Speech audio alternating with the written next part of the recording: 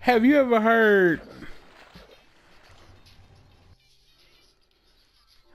Have you ever heard this song by this dude named Pros Michael Maya and Old Dirty Bastard? What's the name of the song? Do you remember a movie called Bullworth? I don't think I do. It was a movie where Woody Harrelson was running for president. Nope. Ghetto superstar, that is what you are. Coming from afar, reaching for the stars. Come away with me to another place. We can rely on each other. From one corner to another. You've never heard that? Nope. Fuck. Well, it vocally I don't know what you would call it. It samples the melody from a song called Islands in the Stream by Kenny Loggins. I think it's Kenny Loggins. I forget who Islands in the Stream is by, but it's a country song. It's not. It might not be Kenny Loggins. Rogers. Kenny Rogers. I think it's by Kenny Rogers and some like a duet between Kenny Rogers and some chick. Islands in the Stream. Yeah, it's literally just that. Well then. But ODB, aka Old Dirty Bastard, aka Dirt McGirt, aka Old Dirty Chinese Theater, because he was an interesting man. Um, he wasn't originally supposed to be on the song. Care to know how he ended up on the song? Yeah. He ended up on the song because he was in the wrong studio. And he just So went with it. yeah, effectively he showed up in the wrong place, and they were recording that song, and he was like, "Let me get on it," and they were like, "Okay," and so he just went in there and just kind of freestyled the verse, and that was it, like because he had no idea where he was, and they were just like, "Yeah, like if he wants to be on it, he can get on it," and they just put him on the song, and his verse is okay. It's not a bad verse. Wah, you've never heard fucking that song. It hurts my spirit that you've never heard that song. From one corner to another. Uh-huh.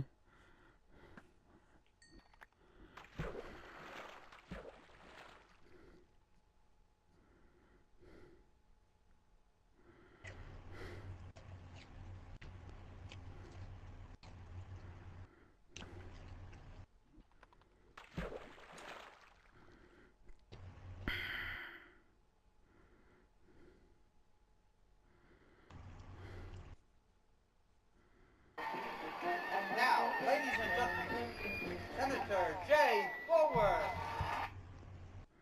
It's on the wrong. It's on the wrong fucking like. Wi-Fi.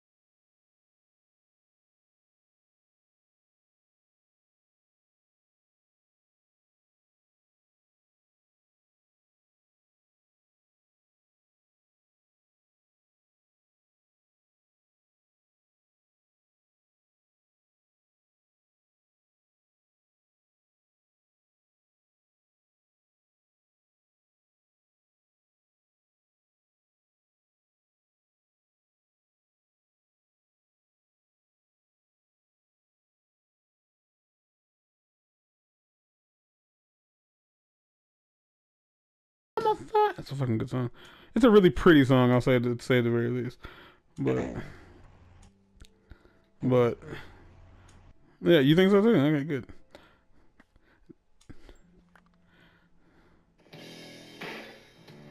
This dude, Chris.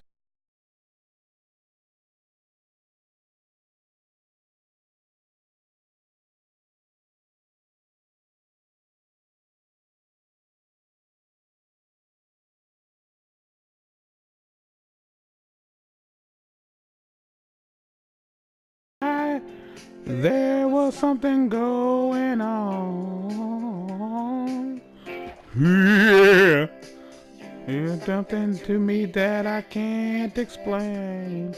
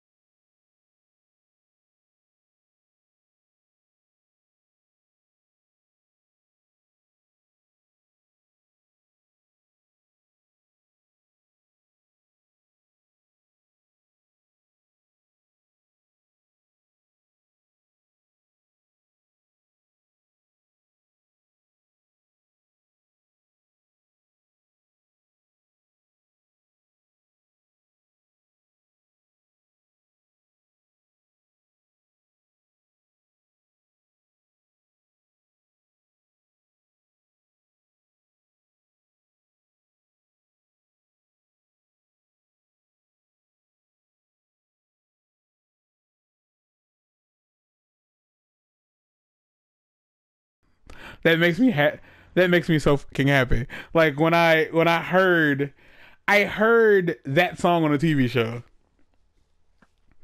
I did. I heard that song on a TV show. And I heard the melody. I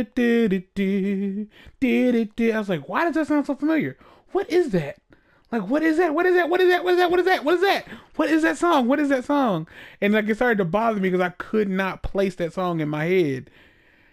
And like, I had to go like listen to the whole thing, and like, I just had to like really like tune into it. And yeah, I just when I realized, oh, it's that one song. Well, that fucking song is so pretty. That Ghetto Superstar. Maya's version of Ghetto Superstar is just really pretty. Like, I can't really say anything. Like, that's Dolly Parton and Kenny Rogers. That's Dolly Parton and Kenny Rogers. Now, you might be wondering, okay, who cares? The reason I find that so, in a really, really, really weird way, the reason I find it sexy, because I do find it sexy, is that first off, like Dolly Parton and Kenny Rogers is their celebrity bypasses, what am I looking for here? It bypasses racial boundaries.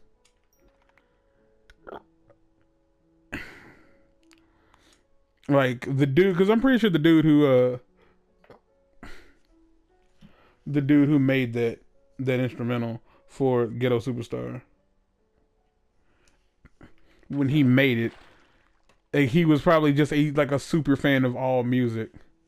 And what, you don't need to sleep? It's fine. Stay up. Okay.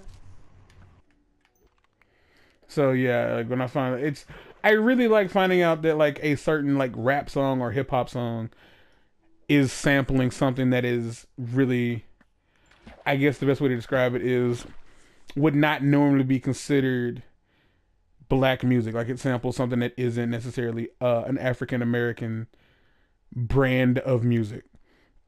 It's like you listen to like Islands in the Stream, and it's like, that is not black. Like, no, it's not. It's like two of the most prolific country singers, like the real deal country singers. You know, I guess you say they like country rock stars, but Dolly Parton is like legit country. Like that's country music. You know what I mean?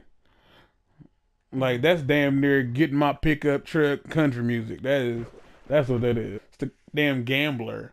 You know what I mean? So it's hard to sit there and just like, it's hard to sit there and be like, this isn't cool. Like for me, it's hard to sit there and say that's not cool.